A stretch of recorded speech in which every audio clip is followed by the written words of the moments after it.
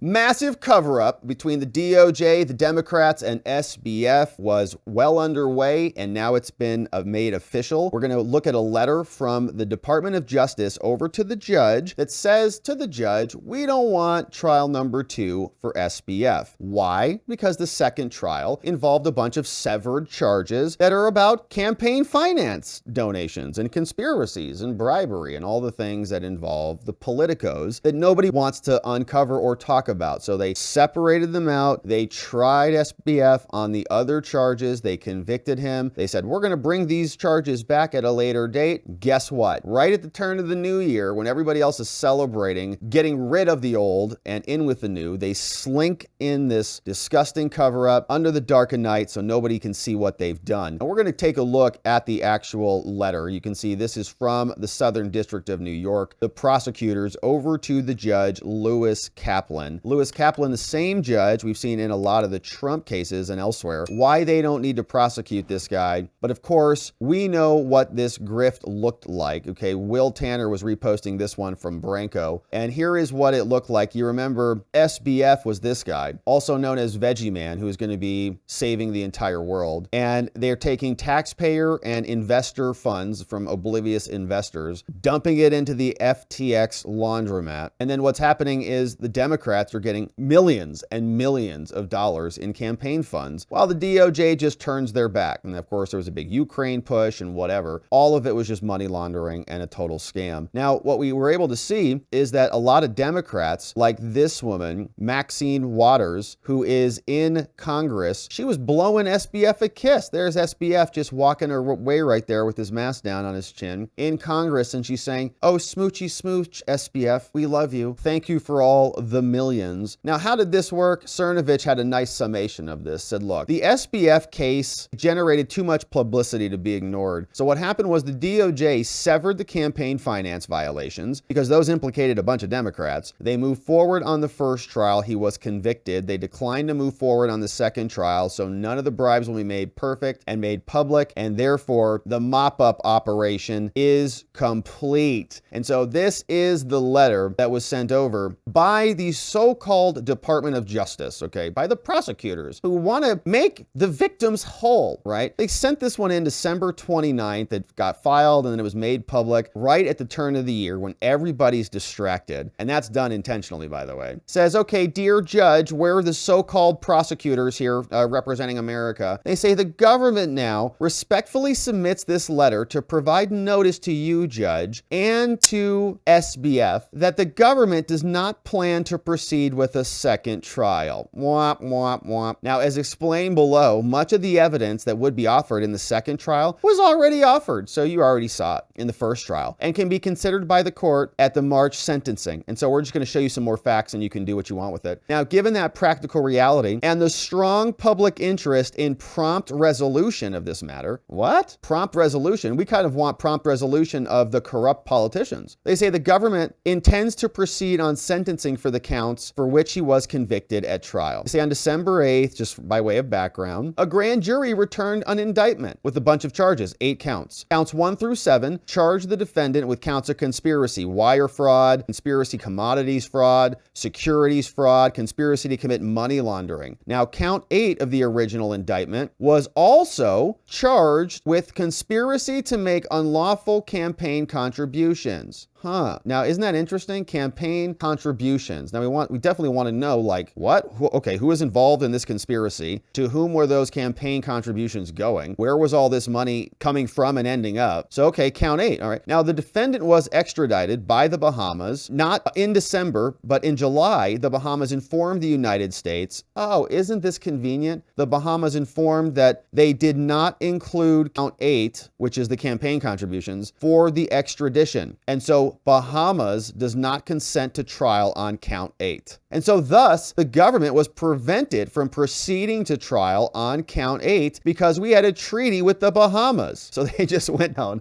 and put some leverage on someone in the Bahamas. Like, okay, you can definitely not consent to this. Okay, whatever. And so they didn't consent. Now at trial, however, the government offered evidence about SBF's scheme to make unlawful contributions as direct evidence and the other 7 counts. And he was convicted on all counts. And because the government proved that he engaged in a scheme, the court may consider the scheme in his sentencing. So in other words, they went to trial. They talked a little bit about making campaign contributions. They said, okay, that kind of covers count 8 anyways. Count 8 anyways is not that big of a deal. And so then on March 28th, the grand jury brought back a superseding indictment, which means new charges are coming. The additional counts, oh my goodness, look at these. These look pretty juicy. Conspiracy to bribe foreign officials. Who's that? Conspiracy to commit bank fraud. Conspiracy to do a money transmitting business. Securities fraud and commodities fraud. And at the trial, the government introduced evidence of his conduct as evidence. And we also had witness testimony, and we also know that he tried to bribe Chinese officials. Oh!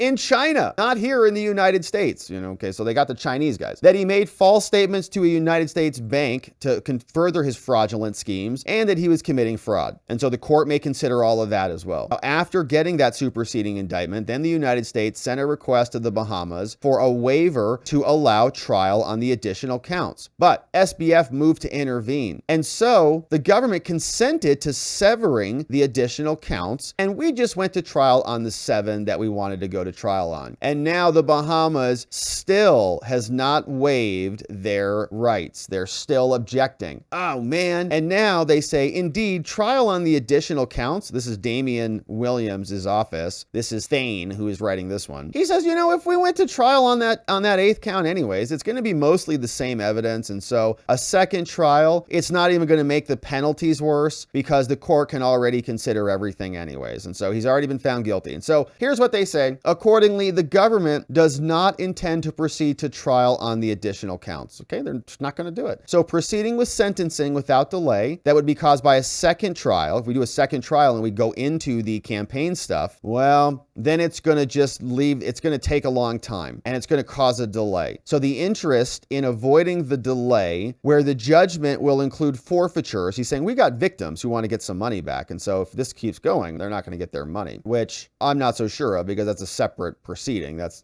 bankruptcy proceedings, essentially. Now, the government has concluded that the public interest in a prompt resolution outweighs the interest of a whole separate trial that would, of course, uncover and involve a bunch of campaign fraud with a bunch of corrupt politicians. So isn't that convenient? SBF is going to get no second trial, and other people are unhappy about this. In fact, Tim Burchett, representative, said, okay, so we won't know which politicians he bribed? No. Or whose campaign he influenced? No. And he says that collective sigh of relief you hear is from the deep state. They're all going, whoo. John Cardillo also commented on this, said he's not going to face a second trial. Crypto founder said the DOJ has shown itself again that they are not an independent agency. Turning Point Charlie Kirk said, here, this is way too high profile for them to respond to. Colin Rugg said making bribes with stolen money is fine as long as that money goes to U.S. politicians. And of course, Maxine Waters was blowing the kissy poo over to SBF. So what else would we expect from our Department of Justice? They are about as corrupt as it comes, protecting the Democrats, protecting Hunter Biden, prosecuting their political opponents in the J6ers, attacking Donald Trump at every turn they can. So not a surprise, about as corrupt as you expect. Of course, the DOJ covering up for their own side, and we'll be here continuing to cover them.